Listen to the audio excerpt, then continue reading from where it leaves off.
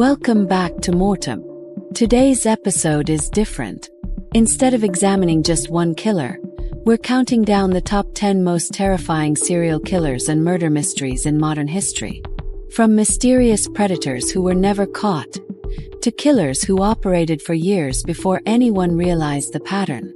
This list explores the crimes that shocked investigators, haunted communities, and left questions that still remain unanswered.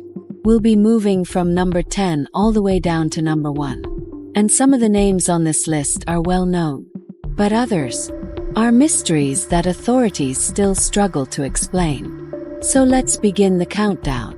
Number 10. Our list begins with a killer, or possibly killers, who may still be operating in the shadows. The story does not begin with one murder. It begins with a pattern that would take years for anyone to notice. In the early 2000s, Chicago police were already overwhelmed with violent crime. Murders, gang shootings, drug conflicts. Detectives were constantly chasing the next emergency. So when individual women began appearing in police reports, found dead in abandoned spaces, the cases were treated as separate incidents. Each tragedy was investigated individually. Each file was stored separately, and each case slowly grew cold. But over time, something disturbing began to emerge. Many of the victims were black women between the ages of 18 and 58.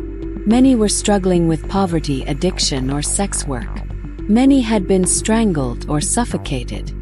And many were left partially undressed in isolated areas. At first glance, it looked like coincidence. But when dozens of cases began showing the same characteristics, investigators started asking a terrifying question. What if these murders weren't random? What if they were connected? One of the most disturbing aspects of this case is the victims themselves. Most were women who lived difficult lives. Some were homeless. Some struggled with addiction. Some worked the streets trying to survive. These were people society often overlooked. And when they disappeared, sometimes no one noticed right away. Friends would eventually report them missing. Family members would call police. But many cases started the same way. A body discovered in a forgotten place. An abandoned building. A vacant lot. A garbage bin. Or an alley. In some cases, the victims were found partially stripped of clothing, suggesting the killer might have attempted sexual assault, or wanted investigators to believe that. In almost every case, the cause of death was the same. Strangulation. A slow, personal method of killing. One that requires physical contact. And one that often reveals something chilling about the killer. Strangulation is not impulsive. Takes time. And it requires control. Many of the murders happened in specific parts of Chicago, particularly in 3 police districts on the south and west sides, areas like Washington Park and Garfield Park. These neighborhoods already faced high levels of crime, vacant buildings, drug activity, limited police resources. In these environments, it was easier for predators to operate unnoticed. A killer could approach someone alone on the street, offer money, offer drugs, or simply gain trust. And once the victim was isolated, there were plenty of abandoned spaces where no one would hear screams. For years, the cases remained scattered across police databases. But in 2018, something changed. A non-profit organization called the Murder Accountability Project decided to analyze homicide data across the United States. Their goal was simple: use algorithms to identify patterns that human investigators might miss. The system analyzed thousands of unsolved murders, compared factors like location, victim demographics, cause of death, and time frame. And when it analyzed Chicago, the algorithm detected something alarming. A cluster of 51 unsolved murders of women, all involving strangulation or asphyxiation, all occurring between 2001 and 2018, many of them in the same neighborhoods. The findings were disturbing enough that the organization released a report, and they gave the pattern a name: the Chicago Strangler. Not everyone agreed with the conclusion. The Chicago Police Department responded quickly. Officials stated there was no evidence of a single serial killer.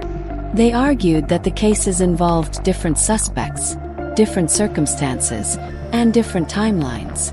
In fact, police said 25 of the murders had already been solved, resulting in the arrest of 13 different men. To them, the killings represented a tragic series of separate crimes, not a single serial predator. But critics were not convinced. Activists and independent investigators pointed out several troubling facts. Many of the solved cases still involved strangulation. Many occurred in the same neighborhoods. And many victims shared similar lifestyles, which raised a difficult possibility. What if some of the murders were solved, but others were still connected? Behind every statistic is a person, life, family.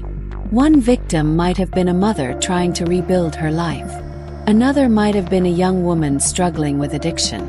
Another might have been someone simply walking home alone.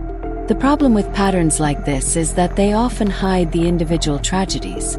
51 murders, 51 stories. And many of those stories never received national attention. For families of the victims, the debate over whether a serial killer exists is almost secondary. What they want is justice, answers, closure. Criminal profilers often look at patterns of behavior. And when they examined the Chicago cases, several possibilities emerged. One possibility is that there was a single serial killer, operating for years and targeting vulnerable women. Another possibility is that multiple killers committed similar crimes independently. This is sometimes called parallel predators. In high-crime environments, offenders may target similar victims using similar methods. But even that explanation raises troubling questions. Why were so many victims killed the same way? Why were so many left in similar locations? And why did the killings continue for so many years? Some experts believe the truth might be even more complicated.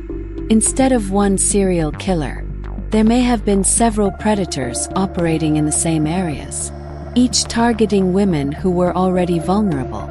If that's true, it would mean the problem isn't just one killer. It's a system of neglect that allowed multiple offenders to operate without detection. Because when victims come from marginalized communities, their cases sometimes receive less attention, less urgency, and fewer investigative resources. The story of the Chicago Strangler is not just about crime. It's about visibility. It's about the lives society sometimes overlooks. And it's about the importance of every victim being remembered. Because behind every statistic, there was someone who mattered, someone whose life deserved protection, and someone whose story still deserves to be told. Possible victims are estimated at 75 plus or more women, but the number of proven victims under one confirmed killer remains unknown, because police have never officially confirmed that all the cases are connected. At number 9. Donald Harvey, who is known as the Angel of Death. Confirmed victims: 37. Estimated victims: 50 to 87. Harvey himself claimed he may have murdered as many as 87 people, though investigators were able to confirm 37 victims through evidence and confessions. This makes him one of the deadliest medical serial killers in American history. Donald Harvey was born April 15, 1952, in Hamilton, Ohio. He was the oldest of 3 children born to Ray and Goldie Harvey. The family eventually moved to Boonville, Kentucky, a small Appalachian town surrounded by farmland and tobacco fields. Harvey's parents were poor tobacco farmers who worked long days in the fields. Their lives revolved around hard work, religion, and survival. They were also devout members of the local Baptist church, where discipline and moral expectations were strict. But behind the quiet image of rural life, Harvey's childhood was deeply troubled. From the ages of 5 to 18, He was repeatedly sexually abused by both an uncle and a neighbor.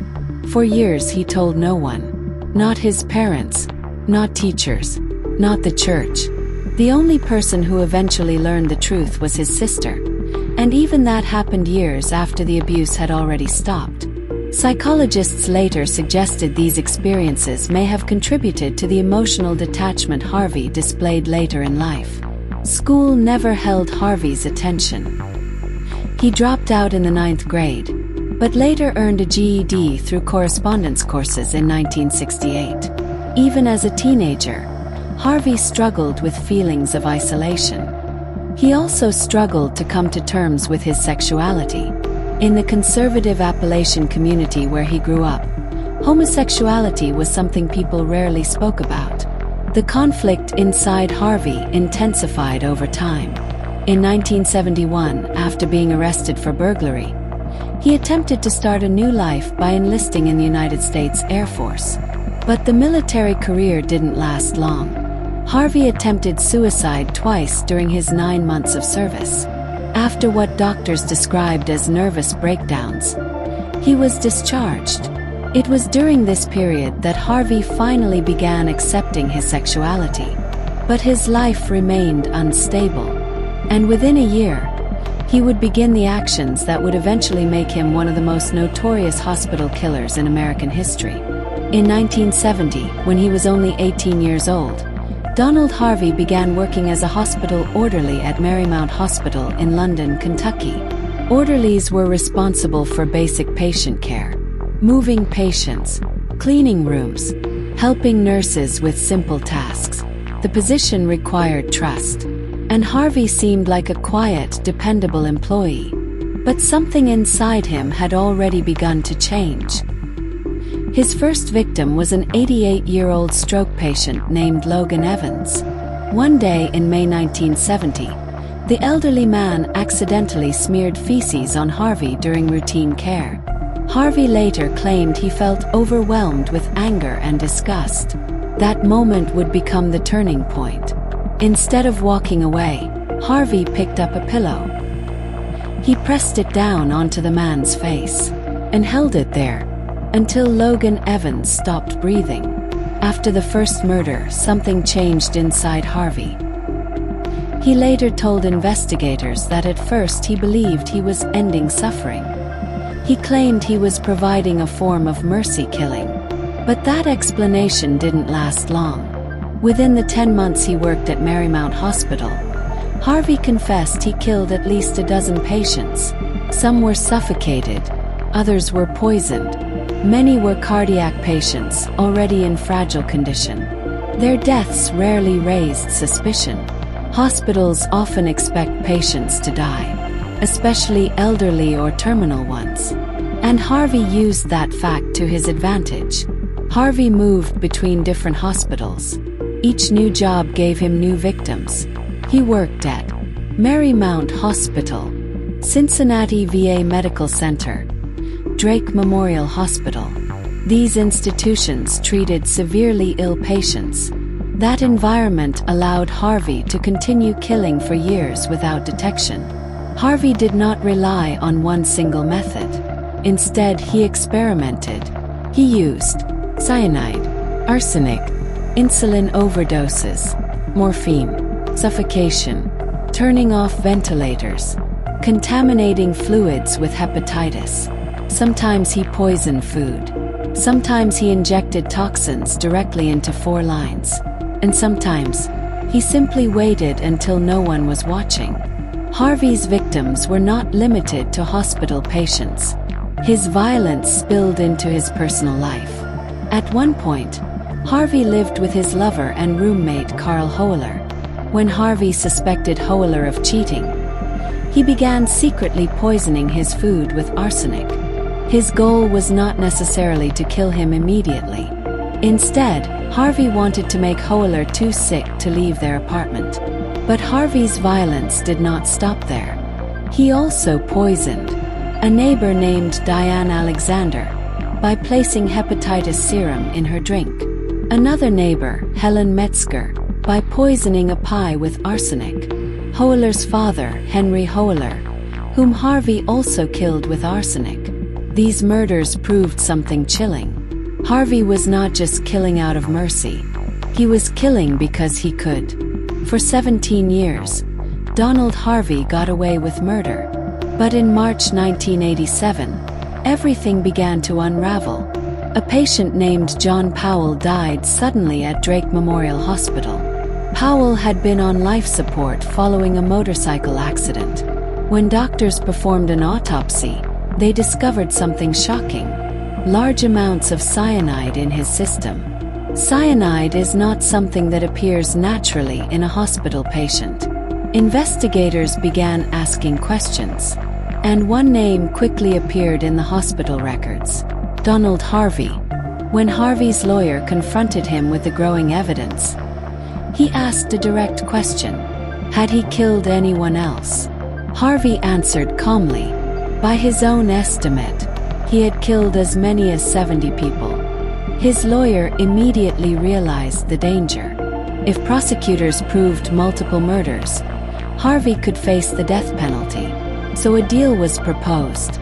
If the death penalty was removed, Harvey would confess to everything. Harvey spent decades behind bars at the Toledo Correctional Institution in Ohio. He received 28 life sentences. 4 years. He remained one of the most infamous prisoners in the state. But his story did not end quietly. On March 28, 2017, Donald Harvey was found in his prison cell severely beaten. He died 2 days later. The man responsible was another inmate, James Elliott. Elliott later claimed he killed Harvey because he believed the victims' families deserved justice. Others suggested jealousy. But the judge made it clear during sentencing: no matter how terrible Harvey's crimes were, no one had the right to take the law into their own hands. Donald Harvey's crimes changed how hospitals monitor staff. After his case, hospitals across the United States began implementing stricter oversight, more toxicology testing, more patient monitoring, and stronger hiring checks. That was number 9 on our list: Donald Harvey, the Angel of Death. A killer who used hospitals as hunting grounds and turned the role of caregiver into something terrifying. But the countdown is far from over, because the next names on this list will reveal even darker stories. We move to number 8. A killer whose crimes were so brutal, they shocked even experienced detectives.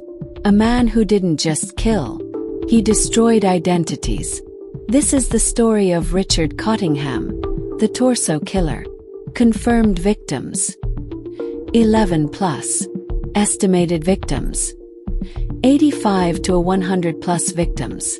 Cottingham has confessed to over 85 murders, including multiple cold cases decades later. Investigators believe the true number could be significantly higher. Richard Francis Cottingham was born November 25, 1946, in the Bronx, New York. He grew up in what many would describe as a normal household. His father was successful. His family eventually moved to suburban New Jersey. From the outside, nothing seemed unusual, but internally, something was already forming. Cottingham later admitted that from a young age, he developed a fascination with bondage and control. Not just attraction, obsession, control over another person's body, their fear, their helplessness. This would later become the foundation of his crimes. As he grew older, Cottingham appeared to build a stable life. He graduated high school, got a job, eventually worked as a computer operator at Blue Cross Blue Shield. He got married, had children. From the outside, he looked like a normal family man. But at night, that life disappeared. By the late 1960s, Cottingham had already begun committing crimes: kidnappings, sexual assaults, murders. He targeted young women, often teenagers and sex workers. His method was calculated. He would approach them in bars or on the street, gain their trust, offer money or a ride, then isolate them. From there, the real horror began. Cottingham didn't kill immediately. He took his victims to motels or remote areas. There he would drug them, bind them, torture them for hours, sometimes days. He used handcuffs, gags, rope, drugs. He wanted control, total control. Many victims were found with signs of prolonged torture: burn marks, bite wounds, ligature marks. He wasn't just killing, he was dominating. Cottingham earned the name, the Torso Killer, for a reason. Some victims were found dismembered, heads removed, hands removed, bodies burned. This wasn't random. It served a purpose. By removing identifying features, he made it harder for police to identify the victims, and harder to connect the crimes. One of the most disturbing cases occurred in December 1979. Two women were found in a motel room. Both had been tortured, killed, burned, and then their heads and hands were removed. One victim was identified as Dita Goodarzi, a young immigrant. The other remains unidentified to this day. That detail alone shows the level of destruction Cottingham inflicted. He didn't just kill, he erased. One of the most disturbing cases occurred in December 1979. Two women were found in a motel room. Both had been tortured, killed, burned, and then their heads and hands were removed. One victim was identified as Dita Goodarzi, a young immigrant. The other remains unidentified to this day. That detail alone shows the level of destruction Cottingham inflicted. He didn't just kill, he erased. On May 22, 1980, Cottingham picked up an 18-year-old woman named Leslie Ann Odell. He brought her to a motel room, but this time, something went wrong. Odell fought back. He screamed, loud enough for motel staff to hear. Police were called, and for the first time in nearly 2 decades, Richard Cottingham was caught. When police searched him, they found handcuffs, weapons, drugs, tools used for torture. And when they searched his home, they found trophies, items belonging to victims. That's when investigators realized this wasn't a single crime. This was something much bigger. When police searched him, they found handcuffs, weapons, drugs, tools used for torture. And when they searched his home, they found trophies, items belonging to victims. That's when investigators realized this wasn't a single crime. This was something much bigger. For decades, Cottingham denied many of the killings. But in 2009, everything changed. He began confessing, one by one, case by case, murders from the 1960s, 70s, and 80s, some involving teenage victims, some involving cold cases that had remained unsolved for decades. Investigators reopened dozens of cases, and Cottingham kept talking. 1967 murders, 1968 murders, 1974 double killings, 2022 DNA-confirmed case. Even in 2025, new confessions continued to emerge, meaning the story still isn't fully over. What makes Cottingham different isn't just the number of victims. It's the method, the duration, and the brutality. He operated across multiple states for over a decade, undetected, while living a normal life. Richard Cottingham represents one of the most disturbing types of killers, not because he was invisible, but because he blended in perfectly. Father, an employee, neighbor, and yet, behind that normal life, was a man responsible for some of the most brutal crimes in modern history. That was number 8. Richard Cottingham, the Torso Killer. A man whose crimes were defined by control, brutality, and the complete erasure of his victims. But the countdown is far from over, because the next names on this list will only get more disturbing. Now we move to number 7. This killer did not need a basement, a torture chamber, or a carefully staged crime scene. He attacked outside apartment doors, near parked cars, on quiet sidewalks, and in the first dim hours of Sunday morning. For years, women were stabbed, strangled, and hunted across Michigan and Texas. Police struggled to connect the cases. And even after he confessed to multiple murders, a legal technicality nearly put him back on the street. This is the story of Corll Eugene Watts, the man many investigators believe may have been the most prolific serial killer in American history. Confirmed by conviction. 2 murders in Michigan after his later trials, plus his earlier Texas conviction for burglary with intent to murder. Direct confessions. 13 murders under the Texas deal. Later claims by Watts. 40 women, while also implying the true number was much higher. Police suspicion.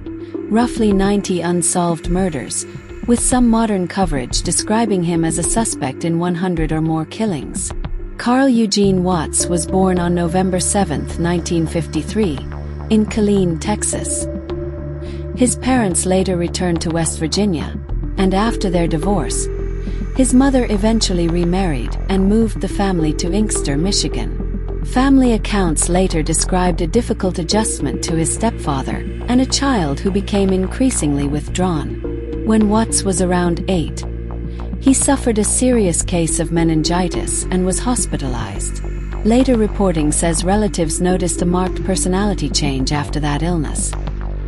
He became quieter, more detached, and increasingly locked inside his own thoughts. By the mid-1970s, Watts was back in Michigan and attending Western Michigan University in Kalamazoo. Around that period, women began facing terrifying attacks that seemed random on the surface but shared a brutal rhythm. Watts often targeted women near home entrances, parking areas, apartment complexes, and quiet residential spaces. He favored surprise, speed, and overwhelming violence. Stabbing, strangulation, bludgeoning, drowning. Many victims were young women. Many were alone. And the attacks often happened when the world was still half asleep.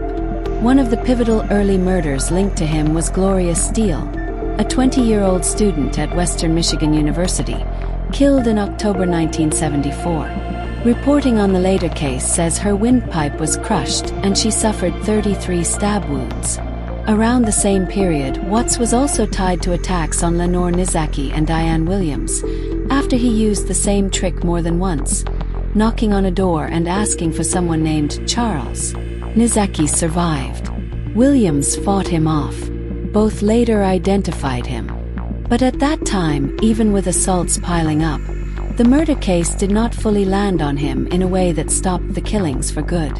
When Watts came out of jail in the second half of the 1970s, the killings entered an even darker phase. In southeast Michigan and the Ann Arbor area, women began getting attacked on Sunday mornings. Often around 4 a.m. newspapers gave the unknown offender a name that sounded almost too neat for the horror it described. The Sunday Morning Slasher. In October 1979, Jean Klein, a 44-year-old reporter with the Detroit News, was attacked near her home in Grosse Pointe Farms and stabbed 11 times. In April 1980, Shirley Small, a 17-year-old student from Ann Arbor, was fatally stabbed outside her home. In July 1980, Glenda Richmond, a 26-year-old diner manager, was stabbed repeatedly. In September 1980, graduate student Rebecca Huff was killed outside her house, suffering roughly 50 stab wounds. The brutality was explosive, fast, and personal. Watts did not need long captivity in every case. Sometimes he simply descended on a woman like a storm and left the scene before anyone could stop him. In 1981, Watts relocated to Texas, working around Columbus, Texas, and making regular trips to the Houston area. He did not slow down there. He simply changed hunting grounds. Houston in the early 1980s was large, spread out, and difficult to police perfectly. For a roaming offender who attacked women near apartments, parking lots, and roadways, it was fertile ground. What set Watts apart from many serial killers was that his crimes were often not built around sexual assault in the traditional evidentiary sense. That made later forensic linkage more difficult. He also attacked across jurisdictions and changed methods enough to complicate pattern recognition. He strangled, stabbed, bludgeoned, drowned, and sometimes left survivors with catastrophic injuries. Even in cases where he failed to kill, the damage could be permanent. That night, Watts attacked Melinda Aguilar and Lori Lister inside their apartment complex. Reports say he choked Lister, went after Aguilar too, and began trying to stage the scene for another drowning. But Aguilar survived by pretending to lose consciousness, then escaping and getting help while he was focused on Lister. Lister also survived. This time, 2 living witnesses and a fresh scene gave police what years of fear had not. Watts was arrested. In 2004, officials reopened one of the old Michigan cases with urgency. The murder of Helen Dutcher, a 36-year-old woman stabbed to death in Ferndale on December 1, 1979. A witness named Joseph Foy came forward and said he had seen the killing from his back porch after his dog's barking drew him to the window. He later described the attacker's eyes as evil and emotionless. His memory, preserved over a quarter century, became central to the prosecution. Michigan also secured the admission of Watts's earlier Texas confessions as background evidence at trial. Authorities then turned back to Gloria Steele, the college student murdered in 1974. The case went to trial in 2007. By then Watts was already imprisoned, older, sicker, and far closer to the end of his life than to the beginning of his crimes. But the state still pressed forward. In July 2007, a jury convicted him in Steele's killing, and on September 13, 2007, he received another life sentence without parole. Just over a week later, on September 21, 2007, Watts died of prostate cancer in a Michigan hospital while serving those life terms. He died in prison. But that fact doesn't really close this story, because the numbers around him never settled into something comfortable or final. So far we've covered number 10, the Chicago Strangler, number 9, Donald Harvey, number 8, Richard Cottingham, and number 7, Carl Eugene Watts. Now we move to number 6. This story is different. Not because it is less horrifying, but because the setting was supposed to be a place of medicine, not murder. Clinic, doctor's office, a place where vulnerable people were supposed to receive care. Instead, investigators would later describe it as one of the most disturbing medical crime scenes they had ever seen. Prosecutors said Gosnell's West Philadelphia clinic operated for years with illegal late-term abortions, unsafe procedures, and killings of babies born alive. In 2013, a jury convicted him of 3 counts of first-degree murder and 1 count of involuntary manslaughter, and he later received an additional 30-year federal sentence in the pill mill case tied to the same operation. This is the story of Kermit Gosnell. Convicted deaths: 3 infants in the 2013 murder case, plus involuntary manslaughter in the death of Karnamaya Mongar. Suspected/alleged broader count. Prosecutors did not secure murder charges for most other alleged deaths because records were falsified, destroyed, missing, or lacked enough physical evidence. But the grand jury said staff testimony and physical evidence suggested a much wider pattern, and one employee testified that snipping the spinal cords of babies born alive was standard procedure, claiming he had done it more than 100 times. The grand jury also wrote that these cases likely numbered in the hundreds, though most could not be individually prosecuted. Kermit Baron Gosnell was born in Philadelphia on February 9, 1941. He attended Central High School, then studied at the University of Pennsylvania, later graduated from Dickinson College, and earned his medical degree from Thomas Jefferson University in 1966. In his early career, he built a public image around helping poor communities, including addiction and teen aid work in West Philadelphia. In the early 1970s, he positioned himself as an abortion rights physician and opened the clinic that would later become Notorious. the Women's Medical Society on Lancaster Avenue. That public image matters, because this is part of what made the later case so shocking. He was not some drifter operating out of a van. He was a doctor. He had credentials. He had community ties. And for years he functioned in plain sight. In 1972, he was already involved in a scandal involving the so-called super coil abortion method, which caused serious complications in multiple women and left one needing a hysterectomy.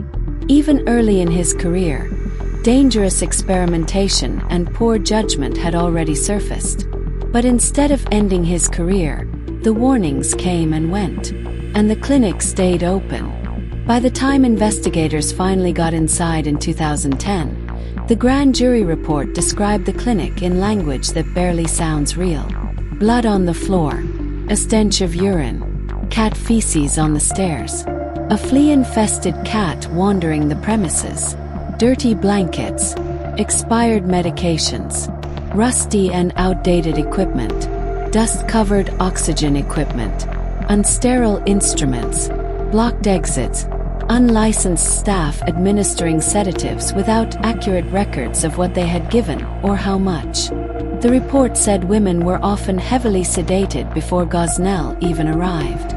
Some were left moaning in recliners in the waiting room or recovery room. Others were induced into labor and then left for hours until a fetus or baby was delivered, sometimes into a toilet. Staff testified that when labor happened before Gosnell appeared, the patient would be taken to the bathroom and told to sit there, sometimes for hours until he came. This is the point where the story shifts from neglect to something far darker. According to prosecutors and the grand jury, Gosnell was not simply running an unsafe clinic. He was running a criminal enterprise. On February 18, 2010, federal agents, state police, and health officials raided the clinic. The original focus was not murder. It was drugs. Authorities had been investigating illegal prescribing, and that investigation, combined with the suspicious 2009 death of Karnamaya Mongar, brought them inside the building. What they found stunned even experienced investigators. Inside, they recovered the remains of 45 fetuses according to the grand jury report. Some later public reporting and charging summaries referred to 47 remains recovered from bags, cartons, jugs, and freezers.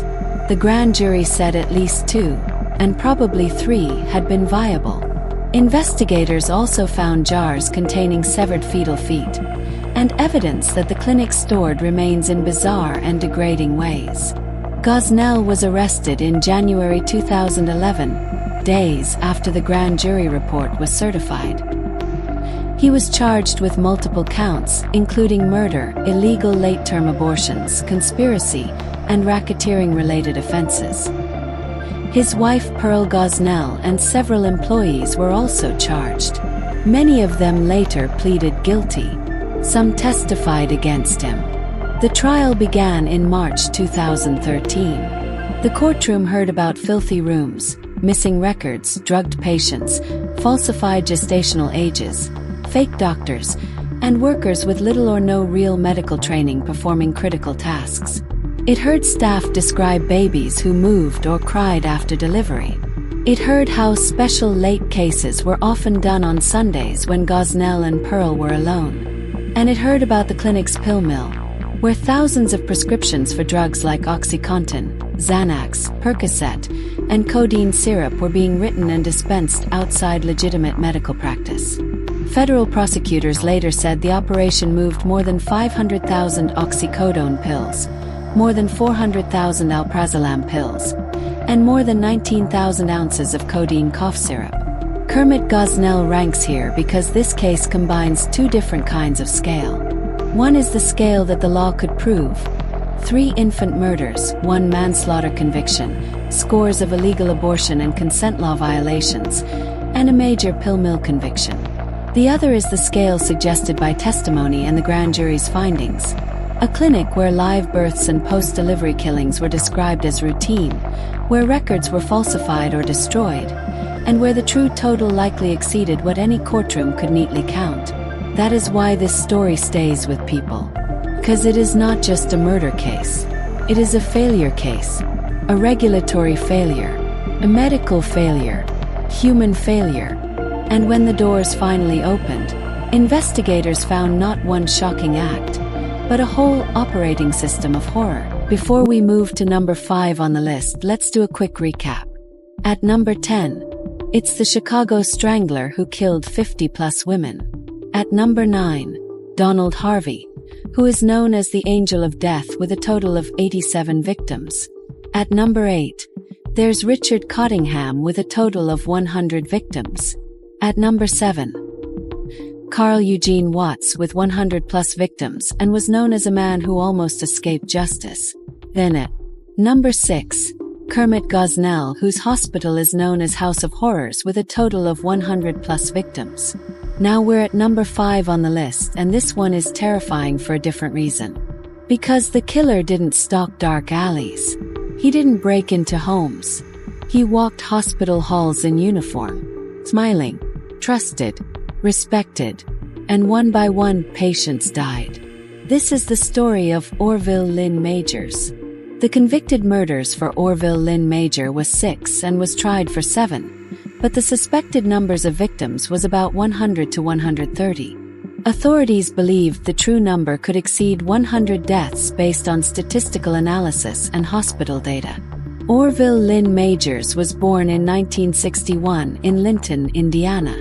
By all accounts, his early life didn't hint at anything sinister.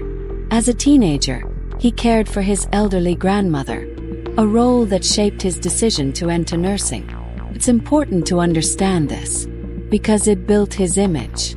Caregiver, helper, person people trusted. By 1989, Majors had completed nursing school and began working at Vermilion County Hospital, VCH, in Clinton, Indiana. Small, quiet facility. The kind of place where people knew each other. Where nurses weren't just staff. They were familiar faces. Majors fit right in. He was described as friendly, competent, well-liked, especially popular with elderly patients. He even received glowing evaluations. Nothing about him screamed danger. But behind that calm surface, something darker was already there. Majors briefly left the hospital for a higher-paying job. But in 1993, he returned. And that's when everything changed. Before his return, the hospital recorded about 26 deaths per year. After he came back, the number skyrocketed to over 100 deaths annually. Let that sink in. 56-bed hospital. And suddenly, nearly 1 out of every 3 patients admitted died. Doctors and nurses started noticing something strange. Patients weren't dying in expected ways. Instead, some suffered sudden respiratory arrest followed by heart failure. Others died from conditions they never had when admitted. Some who were stable crashed instantly. Even more disturbing, patients began coding, going into cardiac arrest, at alarming rates. And there was something else. A whisper. A pattern no one wanted to say out loud. In 1995, a nursing supervisor named Dawn Styrek decided to stop guessing. She checked the records. Specifically, who was on duty when patients died? What she found was chilling. Out of 147 deaths between 1993 and 1995, Majors was present for 130 of them. That's not coincidence. That's a pattern. A deadly one. Investigators ran deeper analysis. And the results were staggering. When Majors was on duty, 1 death every 23 hours. When he was not on duty, 1 death every 551 hours, 23 days. And the most terrifying statistic, a patient was 42 times more likely to die when Majors was working. That point, there was no more ignoring it. The hospital called in Indiana State Police. Majors was suspended, then fired, and his license suspended for 5 years. After seeing him on TV, families started calling police, and what they said changed everything. They described moments before their loved ones died. Majors giving injections, patients coding within minutes, death occurring before he even left the room. It wasn't just numbers anymore. Now it was eyewitness patterns. Investigators brought in medical experts. They studied EKG patterns. And one specialist identified a terrifying clue. The heart rhythms suggested only 3 possibilities: heart attack, pulmonary embolism, potassium overdose. Autopsies ruled out the first 2, which left one conclusion: murder by potassium chloride, a substance that can stop the heart instantly and leave almost no trace. Authorities exhumed bodies. They tested remains. And they found no natural causes, no clots, no heart attacks, just unexplained sudden death. Then came the final piece. A former roommate revealed Majors had vials of potassium chloride and epinephrine at home. Police searched and found them, linked to the hospital. In December 1997, Majors was arrested. Authorities believed he had killed 100 to 130 patients, but prosecutors chose to focus on 7 cases. Why? Because presenting too many could overwhelm the jury. The trial in 1999 was intense. 79 witnesses testified. Some former co-workers said he hated elderly patients. He found them annoying. He believed they were a burden. One chilling claim: he said some patients should be gassed. On October 17, 1999, guilty of 6 murders. Jury deadlocked on 1 case. Sentence: 6 consecutive terms of 60 years. The judge called his crimes diabolical, a parallel of evil at its most wicked, and said, the maximum sentence is the minimum sentence. The fallout was massive. 80 wrongful death lawsuits filed. Hospital fined and shut down temporarily. Lost accreditation. Later taken over and renamed. Majors appealed. But in 2002, the conviction was upheld. Majors spent the rest of his life in prison. And in 2017, he died of heart failure. This is ranked number 5, because this case isn't just about confirmed murders. It's about scale hidden in plain sight. A hospital turned into a killing zone. A nurse who blended in perfectly. Pattern only numbers could reveal. And a terrifying possibility that over 100 patients may have died without ever knowing System of horror. We are now at number 4 on our ranking of the most disturbing killers. This one fooled the entire country, even appearing on TV while hunting victims. Charming. Deadly. This is Rodney Alcala. On August 23, 1943, San Antonio, Texas. Rodney James Alcala was born into a normal family. At least that's what everyone thought. He was quiet, intelligent, observant. Teachers described him as well-behaved. His classmates saw nothing unusual. But behind that calm face, something darker was growing. When Rodney was young, his father abandoned the family. His mother moved them to Los Angeles. The change shaped him, isolating him, making him withdrawn. Rodney, you should come play with us, one neighbor boy once called. Rodney just smiled slightly. No, I like watching. Watching. That word would define him. He excelled in school. He joined track. He planned yearbooks. Nothing alarming. At 17, he joined the U.S. Army. Fort Bragg, North Carolina. Rodney served as a paratrooper. But fellow soldiers noticed something odd. He's manipulative, one soldier whispered. He lies, and he enjoys it. Reports piled up. Assault allegations. Aggression toward women. Mood swings. A military psychiatrist diagnosed him with antisocial personality disorder and estimated his IQ at 135. He was discharged. No criminal record. No supervision. No warning. The predator walked free. September 25, 1968. 8-year-old Tali Shapiro walked to school. A car slowed beside her. "Hey, do you need a ride?"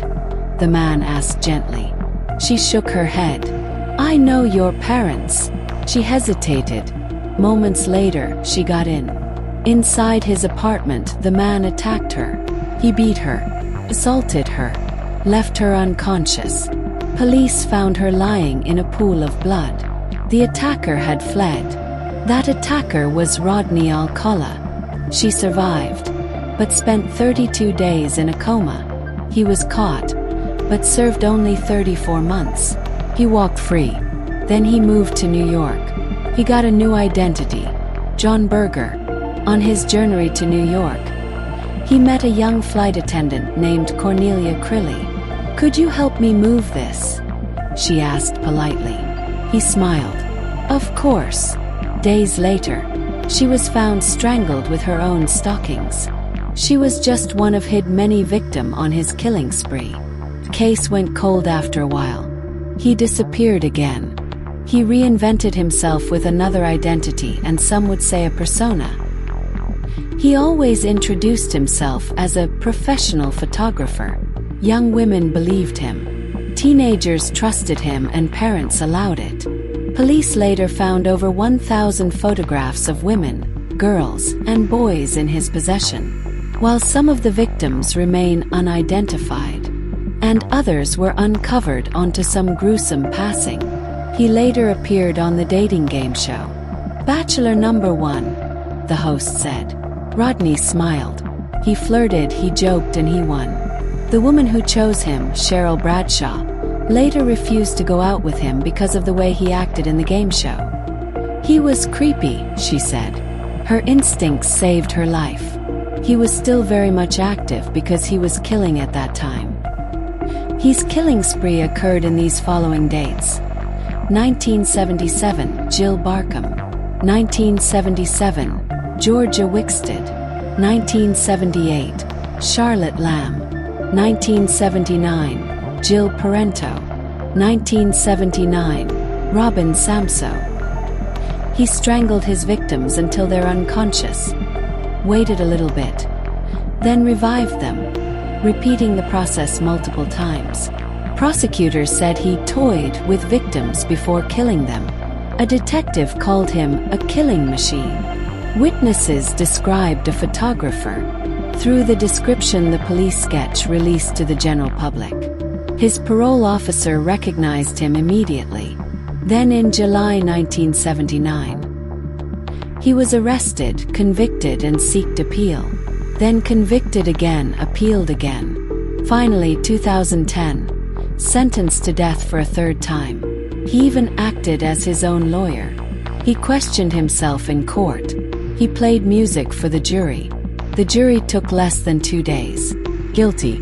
Police released photos from his collection. Families recognized loved ones. Some never identified. Investigators believe victims may exceed 130. Alcala didn't just take photos. He controlled the environment. He would reposition his subjects, asking them to tilt their heads, stand closer, or sit down. "Relax, trust me," he would say calmly. Some later recalled feeling uneasy, but they stayed.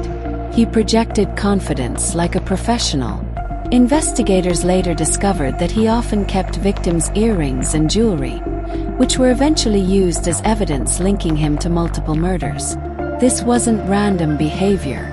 It suggested trophies, a disturbing hallmark of serial offenders. Several victims were found in carefully arranged positions, which prosecutors argued showed deliberate staging.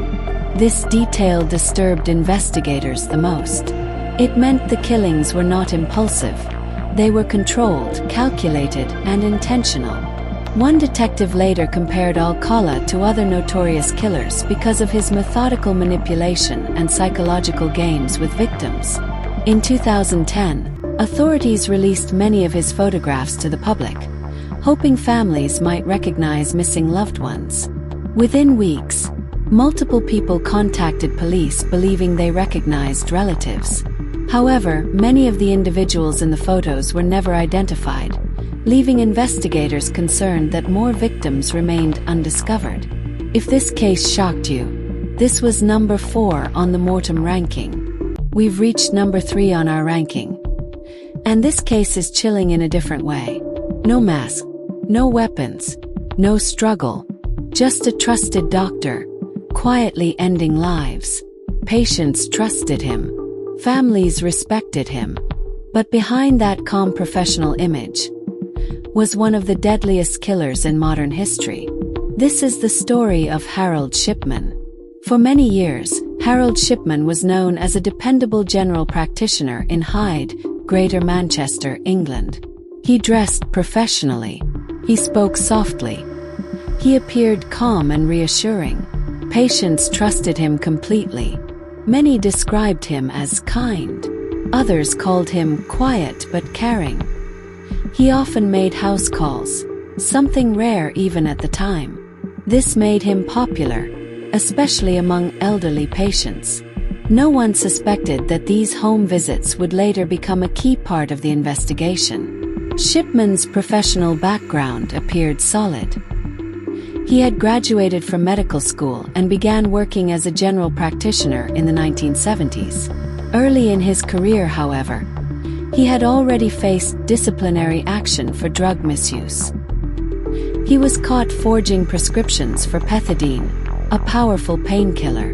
Although he received treatment and returned to practice, this earlier incident later raised serious questions during the investigation about his access to controlled drugs and whether warning signs had been overlooked. Most of Shipman's patients were elderly women. They often lived alone. They trusted him completely. He would visit them at home. Minutes later, they were dead. The cause of death was usually recorded as natural. Because he was the doctor, no one questioned it. He often signed the death certificates himself. Families believed their loved ones had simply passed peacefully. But investigators would later find something unusual. Many deaths occurred shortly after Shipman visited. Another unusual detail emerged. Many of Shipman's patients died during daytime hours, often shortly after he visited them alone. This differed from typical elderly deaths, which statistically occur more frequently at night. Investigators later used this timing pattern to support the argument that the deaths were not natural but linked to Shipman's visits. In the late 1990s, a local undertaker noticed something unusual. Many of Shipman's patients were dying, far more than average. Most were elderly women. Many were found sitting upright or fully dressed. This raised concerns. Another doctor also noticed the pattern. They contacted authorities. First, nothing happened, but suspicion continued to grow. The suspicions initially reached the local coroner, who reviewed several cases. However, without clear toxicology evidence at that stage, the concerns did not immediately lead to charges. This delay allowed Shipman to continue practicing for months before the decisive evidence emerged. The case later highlighted how fragmented reporting systems prevented early intervention. Police reviewed death records. They found dozens of cases linked to Shipman, but there was no clear proof yet. Then one case changed everything. An elderly woman named Kathleen Grundy died unexpectedly. Her daughter became suspicious. A will had appeared, leaving everything to Shipman. The daughter contacted police. The will looked forged. This triggered a deeper investigation. Police exhumed Kathleen Grundy's body. Toxicology tests found high levels of morphine. Shipman had access to the drug. Investigators reviewed more cases. More exhumations followed. The pattern became undeniable. Investigators also discovered that Shipman had altered some medical records after patients' deaths. Computer entries showed modifications made shortly after the time of death, which prosecutors argued was an attempt to make the deaths appear medically justified. These digital timestamps became a crucial part of the prosecution's case. September 1998. Harold Shipman was arrested. The community was shocked. Patients who trusted him could not believe it. Families questioned past deaths. Fear spread across Hyde. During trial, prosecutors presented evidence linking Shipman to multiple deaths. They showed forged will morphine access altered medical records suspicious death patterns. Shipman remained calm. He denied everything. The jury deliberated. January 2000. The jury found him guilty of multiple murders. He received life imprisonment. But the story didn't end there. A national inquiry began. The findings shocked the country. Investigators concluded Shipman had killed at least 215 patients, with estimates possibly higher. This made him one of the most prolific serial killers in modern history. The victims were mostly elderly women. They trusted him. That trust cost them their lives. The inquiry concluded that systemic failures allowed Shipman to operate undetected. It recommended major reforms, including stricter monitoring of controlled drugs, independent verification of death certificates, and improved communication between healthcare authorities. These recommendations led to sweeping changes in medical oversight across the United Kingdom. In 2004, Harold Shipman was found dead in prison. He had taken his own life. Many families never received full answers. The case changed medical oversight laws in the UK. Doctors' authority over death certification was tightened, but the damage was already done. A trusted doctor, quiet killer, hundreds of victims. Shortly we'll move on to the next on the ranking. If you've enjoyed the list so far, please like the video, share the video, comment your thoughts, and do not forget to subscribe. And number 2 on our ranking. And this case is chilling in a different way. No chases. No weapons, no witnesses, just a woman offering to care for unwanted children. And then they disappeared. For years, no one realized what was happening, until a package was pulled from a river. This is the story of Amelia Dyer, late 1800s England. During this period, unmarried mothers often faced social stigma and financial hardship. Many sought private arrangements for childcare. This led to the rise of baby farming, where individuals took infants for payment, promising to care for them. Some provided legitimate services, others did not. Amelia Dyer entered this world.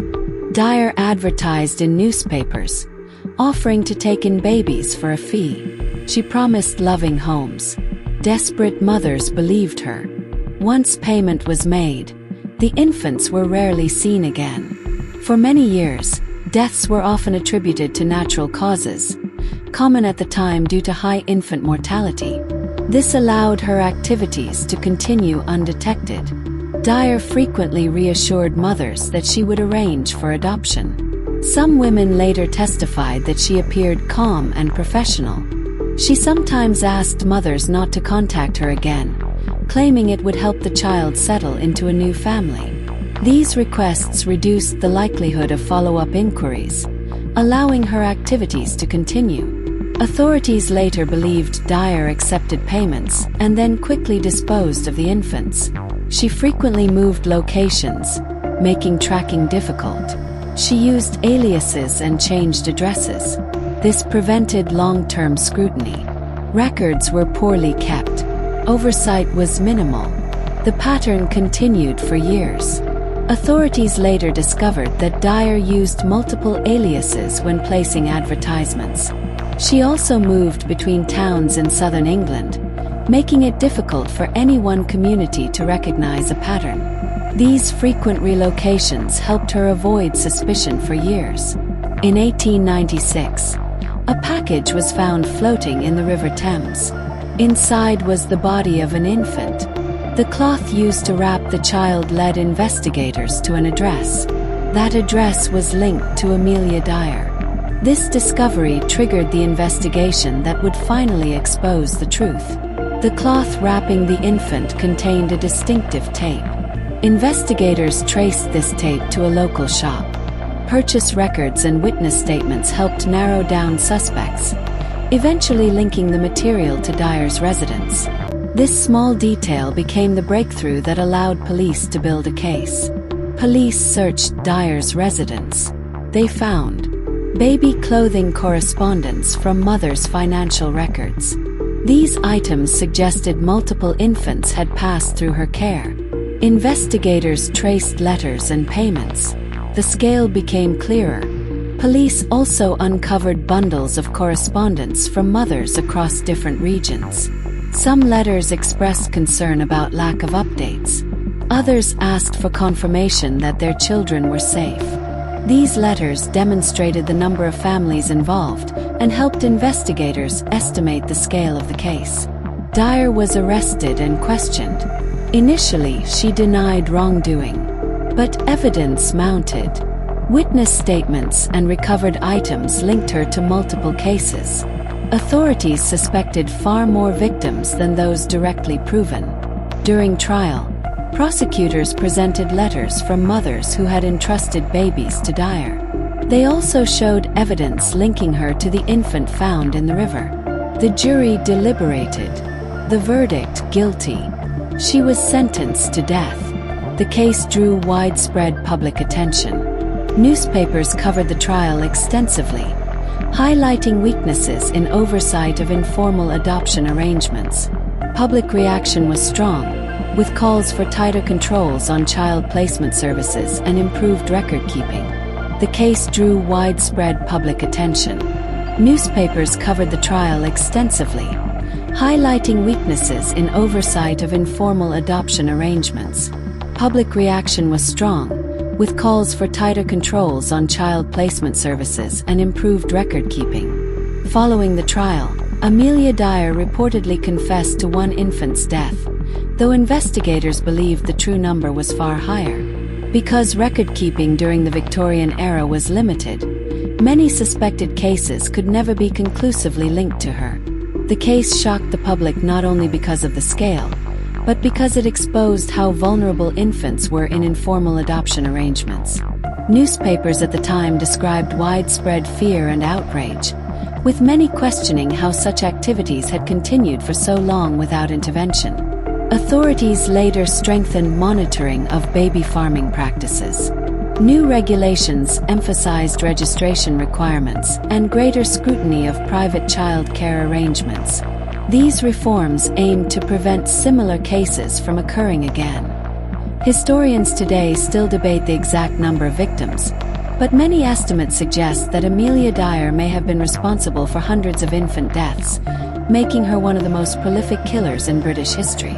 Even now, the case remains a stark reminder of how unchecked systems, social stigma, and lack of oversight can create opportunities for abuse.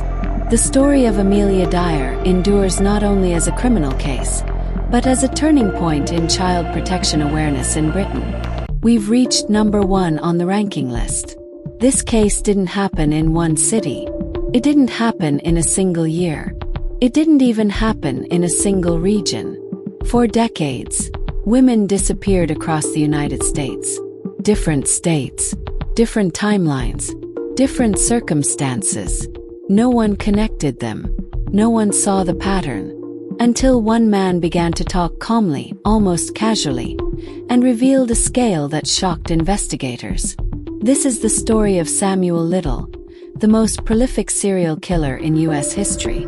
Samuel Little was born in 1940 in Georgia and spent parts of his childhood in Ohio. He struggled in school and was described as quiet and withdrawn. As a young adult, he drifted between jobs and locations, often working temporary roles. This instability reinforced his transient lifestyle and made long-term tracking difficult for authorities. Samuel Little did not look like a killer. He didn't attract attention. He didn't stand out in crowds. He moved quietly, city to city, state to state, living a transient life. Sometimes he stayed in shelters, sometimes in cheap motels. Sometimes he slept in cars or abandoned buildings.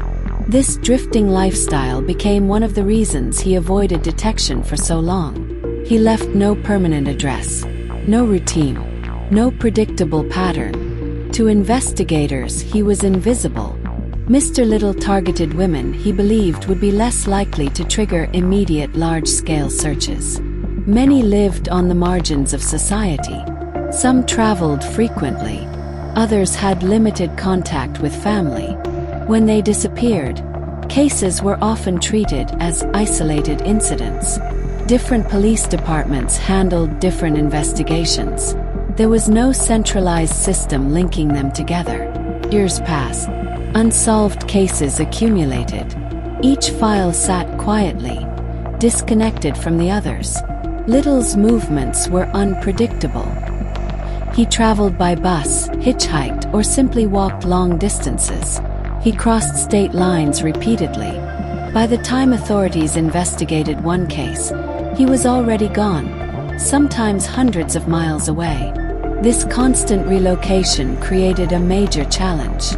Even when investigators suspected foul play, they had no suspect to pursue. Little blended into each new environment, leaving no lasting impression. Over the years, Little accumulated numerous arrests in different states, including charges related to assault and other offenses. Because these arrests occurred in separate jurisdictions, no single agency saw the full picture. This fragmentation allowed him to continue traveling and avoided a consolidated criminal profile. Mr. Little was arrested several times over the years, but never for murder. Most arrests involved minor offenses. Each time he was released. Each release allowed him to continue traveling. Because his crimes occurred in different jurisdictions, no one realized they were dealing with a serial offender. The pieces of the puzzle remained scattered. Many victims were discovered years apart. Different locations, different circumstances. Some deaths were initially ruled accidental. Others lacked sufficient evidence for homicide. Without forensic connections, investigators had no reason to link them. The pattern remained hidden. DNA evidence collected from earlier cases was compared using national databases. The matches connected Little to multiple unsolved murders, prompting investigators to examine his history more closely. These forensic links were crucial in shifting the investigation from suspicion to confirmed serial activity. In 2012, Samuel Little was arrested on unrelated charges. During the investigation, DNA evidence linked him to earlier crimes. This connection changed everything. Authorities realized they might be dealing with a serial offender, but they had no idea how extensive the case would become. During interviews, Little often spoke calmly and provided details such as approximate dates, weather conditions, and nearby landmarks. Investigators noted that these descriptions frequently aligned with archived reports, strengthening confidence in his statements.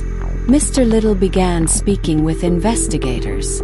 He described locations, victims, timelines. Not one confession, not two, but dozens. He eventually confessed to 93 murders. Investigators were stunned. The FBI later verified 60 cases, making him the most prolific serial killer in U.S. history. Little provided descriptions of locations, buildings, roads, landmarks. Investigators compared these with cold case files. In several cases, his statements matched details never released publicly. This strengthened confidence in his confessions. Each confirmation closed another decades-old case. Families finally received answers. Investigators used geographic analysis to identify clusters. The distribution showed that Little's movements often followed major transportation routes, supporting the theory that he relied on buses and hitchhiking. This pattern explained how crimes were dispersed across distant regions. The map revealed clusters of cases in multiple states. The visual impact was staggering. This was not one region, not one spree. This was decades of violence spanning the country. The victim sketches released publicly generated leads from multiple states. Families who had long searched for missing relatives contacted authorities. In several cases, these identifications helped close investigations that had remained unresolved for decades. Even decades later, new connections emerged. Samuel Little's timeline stretched from the 1970s to the early 2000s, over 3 decades. His ability to move undetected allowed him to continue without suspicion. Many cases lacked forensic evidence due to the time that had passed. Some confessions could never be fully verified, but the confirmed cases alone established his place in history. Despite numerous confirmations, investigators acknowledged that some confessions could not be fully verified due to missing evidence or incomplete records. Even so, the confirmed cases alone established Little's status as the most prolific serial killer in U.S. history. Samuel Little remained in prison. He continued speaking with investigators. More cases were reviewed. The total number may never be known. In 2020, he died in custody. No dramatic finale. No chase. Just silence. Samuel Little did not rely on elaborate methods. He relied on mobility. He relied on anonymity. He relied on disconnection between cases. For decades, it worked. Until the confessions began. M.O.R.T.E.M breakdown. From number 10, it's the Chicago Strangler. At number 9 is Donald Harvey. At number 8, we have Cleveland Torso Murderer. At number 7, we have Corll Eugene Watts. These are considered regional predators, operating within limited geographic areas and creating localized fear. At number 6, we have H.H. Holmes. At number 5, we have Dean Corll. These are organized and structured killers, operating within controlled environments and using systematic methods. At number 4 is Rodney Alcala. He represents psychological manipulation, using charm, deception, and calculated social interaction to lure victims. At number 3, we have Shipman. At number 2, we have Amelia Dyer. These are mass victim killers, responsible for exceptionally high victim counts over extended periods. Finally, at number 1 is Samuel Little. He represents nationwide serial activity, operating across multiple states with the highest confirmed reach in U.S. history. You've just watched the complete M.O.R.T.E.M Top 10 ranking. From localized predators, to organized killers, to mass victim offenders, and finally, the most prolific nationwide serial activity in U.S. history. Each case represents real lives lost and real families affected. This series exists to remember the victims, understand the patterns, and learn how these crimes went undetected for so long. Thank you for watching M.O.R.T.E.M. If you found this documentary insightful, support the channel and stay tuned for more deep dive investigations. Until next time, stay aware, stay informed.